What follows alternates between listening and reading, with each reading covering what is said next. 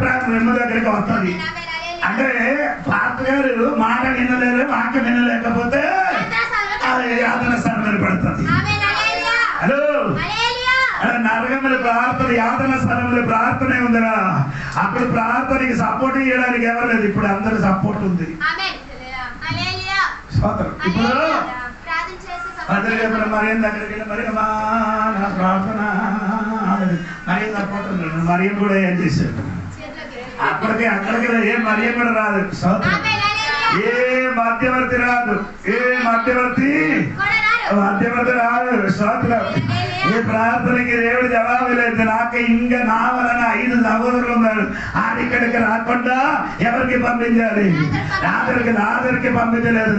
అక్కడ ధర్మశాస్త్రం ఉంది, అక్కడ మోసే ఉంది, ఆరు ప్రవక్త ఉంది.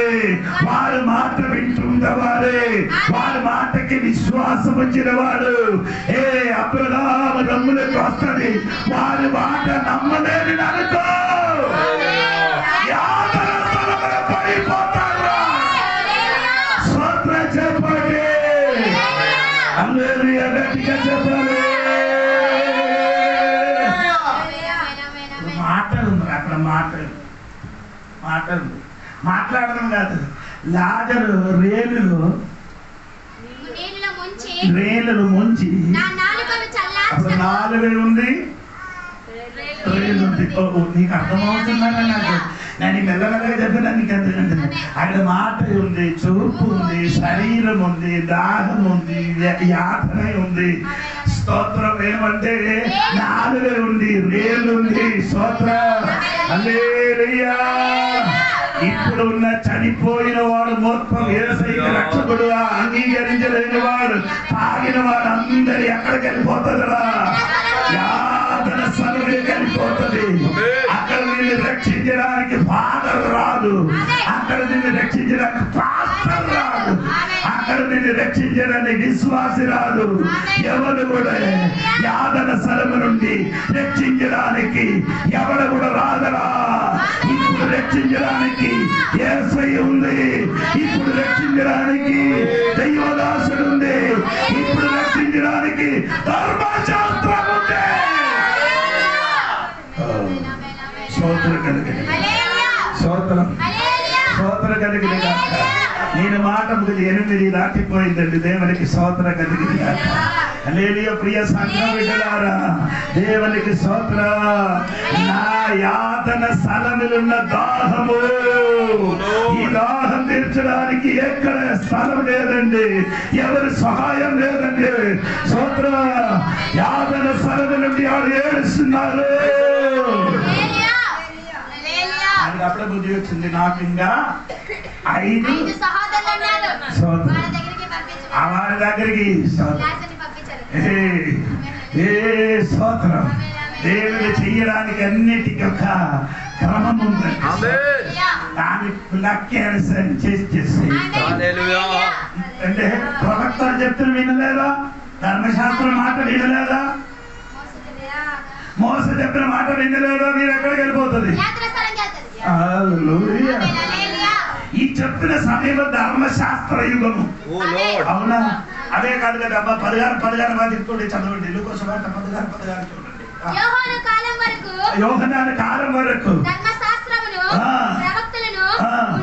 ఎప్పుడు వరకు అండి? యోహన్నాను కాలం వరకు ధర్మశాస్త్రము ప్రవక్తలు. అంటే రోమాపత్రిక 14 కూడా చదవండి, అప్పుడు మీకు కొంచెం అర్థం అవుతున్నాను. రోమాపత్రిక 10 అధ్యాయం 4వ వాక్యం. విశ్వాసించు ప్రతి వానికి నీతి కలుగుటకే క్రీస్తు ధర్మశాస్త్రమునకు సమాప్తి అయి ఉన్నది. హల్లెలూయా చెప్పండి. క్రీస్తు ధర్మశాస్త్రమునకి సమాప్తి అయి ఉన్నది. అదే ధర్మశాస్త్రం యేసయ్య మరణం వలన ఏమైంది? సమాప్తి అయింది. ఇప్పుడున్నది ఏమండి? కొత్త నిబంధన. ఇప్పుడున్నది కొత్త నిబంధన. ధర్మశాస్త్రం చెప్పినట్టుగా నీ ఏం చెయ్యొద్దు, ధర్మశాస్త్రం చెప్పినట్టు కొండ ఎక్కొద్దు, ధర్మశాస్త్రం చెయ్యినట్టుగా సిలువ మోసకూడదు, ధర్మశాస్త్రం చెప్పినట్టుగా ఉపవాస 4 రోజులు చెయ్యొద్దు, ఎక్కడికి వెళ్ళొద్దు, ఎక్కడికి వెళ్ళొద్దురా. అది ధర్మశాస్త్రం చెప్పినట్టుగా. ధర్మశాస్త్రం ఎక్కడ వరకే? వరకే. మరణం వలన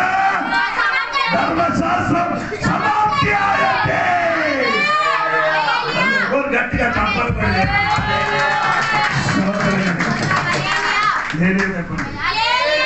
అందుకని ధర్మశాస్త్రం చెప్పినట్టుగా మన కొండ ఎక్కలేదు, ధర్మశాస్త్రం చెప్పినట్టుగా సిలువ మోయలేదు, ధర్మశాస్త్రం చెప్పినట్టుగా చేదు నీరు తాగలేదు, ధర్మశాస్త్రం చెప్పినట్టుగా ఉపవాసం చేయలేదు, ధర్మశాస్త్రం చెప్పినట్టుగా ఊరేగింపలేదు. ఎందుకు చెయ్యలేదండి? యేసయ్య మరణం వల్ల ధర్మశాస్త్రం సమాప్తం.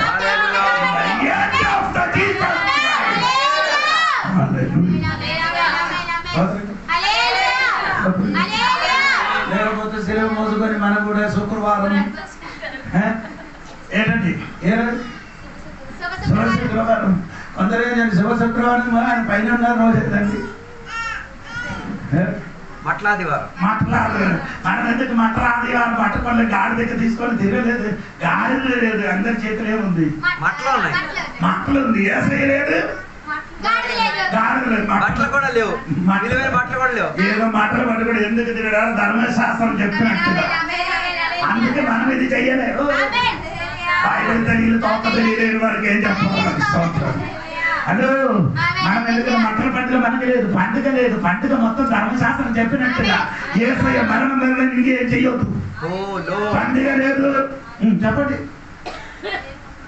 పండుగ లేదు, సెలవు వేయడానికి అక్కర్లేదు, కొండ ఎక్కడానికి అక్కర్లేదు. ఉపవాసం చేసిన 4 రోజు కొండ ఎక్కి ఉపవాసం చేయాల. చేదు నీళ్ళు తాగాలి. యేసయ్యకి చేదు నీళ్ళు తాగడానికి ఇచ్చినట్టుగా ఈ కాలంలో క్రైస్తవుడు కొందరు చాలు ధర్మశాస్త్రం చెప్పినట్టుగా నైనా ఇది యేసయ్య మరణం తర్వాత మనకి ఇంకా పండుగ దేవుడికి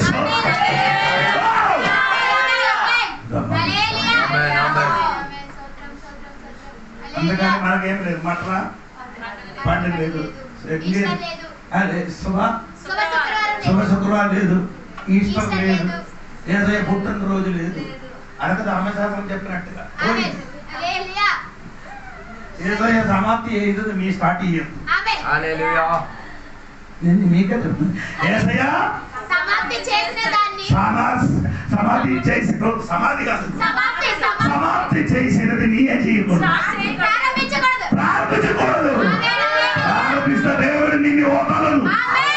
సరిగా వాక్యం తెలియని కొందరు ఇప్పుడు ఏం ప్రారంభిస్తున్నారు.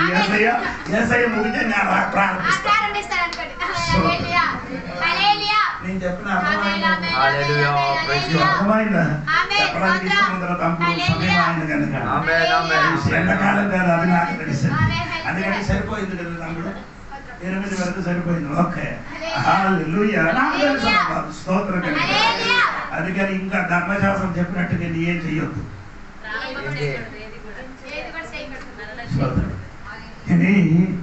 దేవుడు చెప్పినది కొత్త నిబంధనలు ఏం చెప్తుందో అది మాత్రం చెయ్యాలి. మత్తయి, మార్కోసు, లూకాసు 4 సువార్త ఇదేంటి 21 లేఖన భాగంలో ఏం చెప్పిందో అది చెయ్యాలి. పాతకాలంలో చెప్పినట్టుగా నీ ఏం చేయకూడదు, తిరగొద్దంటారా నైనా సోదరు. అందుకని ఇలా చెప్పిన మాట దాహము దాహము దాహము దాహము యాదన సనములు దాహం తెరచడానికి సోదరం. ఆ దాహం తీరలేదు. ఇప్పుడు కూడా చాలా మంది ఎక్కడికి వెళ్ళిపోతున్నారు? అని చెప్పారు, నా సిలువ మోసాడు ఎల్లడా యాదన సనములు, ఈ కొండ ఎక్కడ వెళ్ళిపోరా యాదన సనములు లేదు, నా చేతి నీళ్ళు తాగింది వెళ్ళిపోరా యాదన సనములు. హలో, మట్ల పండుగ చేశారు వెళ్ళిపోరా యాదన సనములకి వెళ్ళిపోరా. అక్కడే ఉండి ప్రార్థన, యేసయ్యా అబ్రహాము మీద తండ్రి నా పిల్లగంటే 5 ఉంది, ఆయనకి కొంచెం విడుదల ఇవ్వడానికి పంపించమని చెప్పినప్పుడు యేసయ్య ప్రార్థనకి జవాబు ఇవ్వలే. యేసయ్య ఒక్క మాట చెప్పారు, అక్కడ ధర్మశాస్త్రం ఉంది, ప్రవక్తలు ఉంది, మోసే ఉంది అని చెప్పినది. చెప్పారు యేసయ్య చెప్పారు. యేసయ్య ముగించిన తర్వాత నీ మోసే చెప్పిన చెయ్యొద్దు, మోసం చెప్పిన ప్రవక్త చెప్పిన చెయ్యొద్దు, ఇంకేమైనా చెప్పిన సోదరు ధర్మశాస్త్రం చెప్పినట్టుగా చెయ్యొద్దు. ఇప్పుడు దేవుడు వాక్యం చెప్పినట్టుగా దేవుడు వాక్యం చెబుతున్నారు, అదే విధంగా చెప్పారు. యేసయ్య కమాండింగ్ ఇచ్చారు. యేసయ్య ఏం చెప్పారంటే మత్తయి సువార్త చివరి మాట 28 అధ్యాయం 20 నుండి కిందకి నీ భూలోకంలో అన్ని చోట్లకెళ్ళి సువార్త ప్రకటించి 19 నుండి కాబట్టి మీరు వెళ్ళి సర్వజనులను శిష్యులుగా చేయుడి. సర్వజనులకు ఏం చేయాలి? అది యేసయ్య చెప్పారు కదా, నేనేంటి చేశాను, నీ చెయ్యాలి పని ఏం చేయాలి? అందరికి ఏం చేయాలి? విశ్వాసగా చేయడానికి చెప్పాలి. అందరూ ఏం చేయాలి? శిష్యులుగా చేయాలి. తండ్రి యొక్కయు కుమారు యొక్కయు పరిశుద్ధాత్మ యొక్కయు నామములోనికి బాప్తిసము ఇవ్వాలి. ఇలా పని ఇదే యేసయ్య చెప్పారు. వెళ్ళి సువార్త ప్రకటించము. ఏం చేయాలి? సువార్త ప్రకటించాలి. యేసయ్య చెప్పారు ఇదే ప్రకటించి. అందుకని ఇక్కడికి వచ్చారు, రాయగడ నుంచి ఇక్కడికి వచ్చారు. ఎందుకు వచ్చారు? సువార్త ప్రకటించడానికి ప్రకటించారు. ఒకటి సువార్త ప్రకటించాలి, 2 శిష్యులుగా మార్చాలి. అందుకని బైబిల్ స్టడీ నేర్పించాలి. నీ శిష్యులుగా మారాలి. విశ్వాసి శిష్యులుగా మారాలి. విశ్వాసి ఏమవ్వాలి? అందరు నా విశ్వాసి విశ్వాసి స్వర్గంలో వెళ్ళదు. శిష్యుడిగా మారాలి. శిష్యుడిగా మారిన తర్వాత బాప్తిస్మ పొందాలి. చెప్పండి. ఇదే దేవుడు చెప్తున్నది, ఇదే చెయ్యాలి.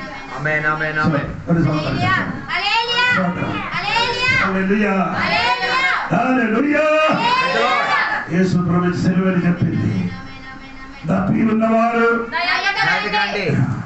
నా వద్దకి వచ్చి తాగమని చెప్పండి. యేసయ్య దాహం తీర్చడానికి ఎవరు రెడీగా ఉంది? యేసయ్య దాహం తీర్చడానికి ఈ ఊర్లో కొందరు మంది కూడా యేసయ్య దాహం తీర్చడానికి సిద్ధపడాలి. ఈ రాత్రి వాక్యం విన్నవాడు ఈ ఊర్లో కొందరు మారు మనసు పొందాలి. ఆయన దాహం నీ రక్షింపబడాలి. ఆయన దాహం నీ మారు మనసు పొందాలి.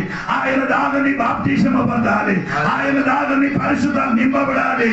ఆయన దాహం తీర్చుకోవడానికి దగ్గరికి రండి. సమర్పించుకుందామే రాత్రి వేళ. ఆయన దాహం తీర్చడానికి మంచి వైద్యుడు ఆయన. ఈ రాత్రి వేళ దేవుని యొక్క సన్నిధిలో సమర్పించుకుందాం. 2 మాటలు దేవుని యొక్క సేవకుల ద్వారా మనం వినగలిగాం. పరిశుద్ధాత్మ దాహము, 2వది వేతనా స్థలంలో కలిగి ఉన్న దాహం. ఈ రాత్రి వేళ ఏ దాహం నీకు కావాలి? దీని ద్వారా నీ దాహం తీర్చడానికి ఆసక్తి చెందుతున్నావు.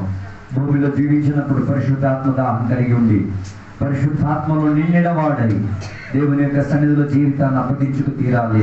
లేకపోతే నీ జీవితం నరకాగ్ని లోపల దాహం అని కేకలేసే ఒక స్థితిగతిగా మారి తీరుతుంది.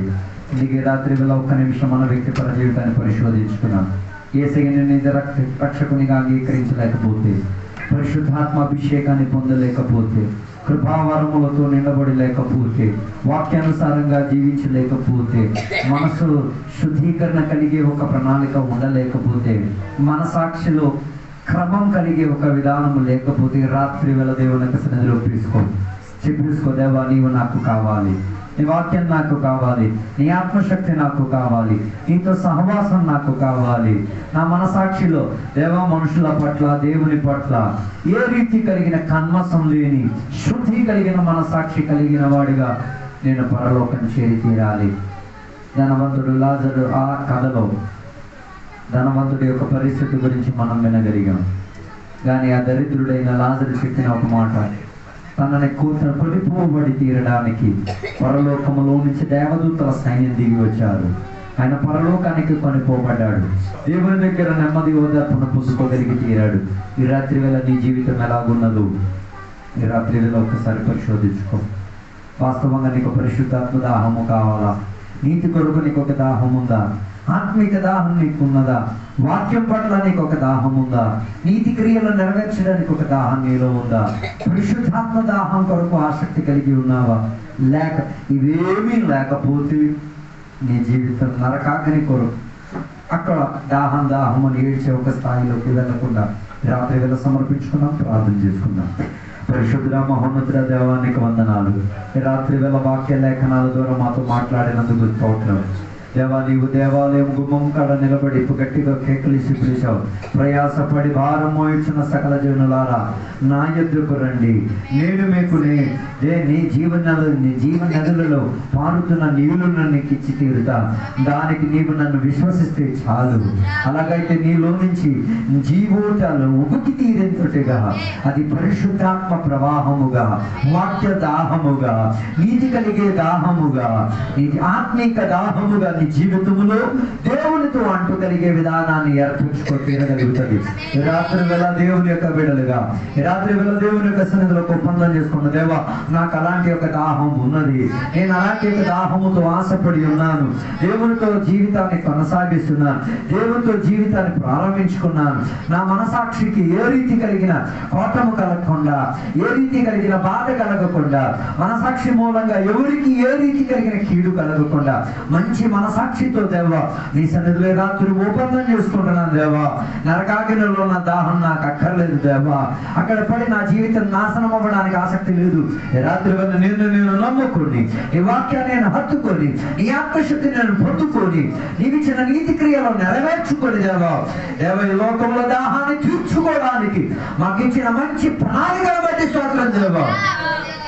దానిలో అడుగుబాటులో ముందుకు కొనసాగుతున్న బిడ్డలు బట్టి స్తోత్రం. వారందరిని కూడా దీవించి ఆశీర్వదించండి దేవా. ఇంతసేపు వాక్యం బోధించిన సేవకులను దీవించండి దేవా, సహాయపరచండి దేవా. ఈ రాత్రి వేళ ఎక్కడ తలలో ఉంచుకున్న సంఘ బిడ్డలను, సేవకులను, అభిషక్తులను అందరినీ చేతికి మేము అప్పగించుతున్నాం దేవా. అందరూ ఆత్మీయ దాహములు వచ్చి తీరును గాక. అందరూ దేవుని యొక్క నీతి క్రియల కొరకు దాహం కలిగిన వారై ఉండి తీరాలి. వాక్యం కొరకు దాహం కలిగిన వారై ఉండి మారాలి. ఆత్మశక్తి కొరకు దాహం కలిగిన వారై ఉండి మారాలి. ఆత్మీయత కొరకు దాహం కలిగిన వారై మారి తీరాలి దేవా. వారిలో నుంచి నరకాగ్ని తొలగిపోయి తీరాలి దేవా. నరకంలో కలిగిన దాహం వారి నుంచి తొలగిపోయి తీరాలి దేవా. దేవుడితో జతపరై ఉండి తీరాలి దేవా అని కోరుచున్నాం. అందరినీ కూడా సహాయపరిచినందుకు స్తోత్రం. రాత్రి వేళ మేము నీ కృపను ఆనుకొని నీ వాక్యాన్ని బిగ్గరగా హృదయాన్ని పెట్టుకొని దేవా ముందుకు కొనసాగుతున్నాం దేవా. ఈ వినలతో నింపినందుకు స్తోత్రం, సహాయపరిచినందుకు స్తోత్రం. యేసు నామములో అడిగి వేడుకున్న పరమ తండ్రి. తండ్రిలో గొప్ప మరొక పరిశుద్ధాత్మక సవాసం ఇప్పుడు వెళ్ళప్పుడు ఎక్కడ కూర్చున్న భక్తులతో దేవాన్ని రెండో రాకడ వరకు తోడైందును గాక. యేసు రక్తమే జయం, యేసు వాక్యమే జయం, యేసు నామమే సంపూర్ణ విజయం కలుగును గాక. గడి శబ్దంతో 3 సార్లు హల్లెలూయా చెప్తామా? శబ్దం సరిపోదు, ఇంకోసారి గట్టిగా హల్లెలూయా. దేవుడు మన ప్రార్థన వినందుకు స్తోత్రం చెప్తాం. హల్లెలూయా, హల్లెలూయా, హల్లెలూయా. దేవుడు సంఘ బిడ్డలందరినీ కూడా దీవించినందుకు స్తోత్రం చెప్తాం. దేవుడు మనకి ఇచ్చిన ఆత్మిక దాహం బట్టి స్తోత్రం చెప్తాం. పరిశుద్ధాత్మ దాహం బట్టి స్తోత్రం చెప్తాం. వాక్య దాహం బట్టి స్తోత్రం చెప్తాం. నీతి దాహం బట్టి దేవుడు స్తోత్రం చెప్తాం. నరకానికి ఉన్న దాహం తొలగిపోయేందుకు స్తోత్రం చెప్తాం. దేవుడు అందరినీ దీవించునుగా. ఆమేన్.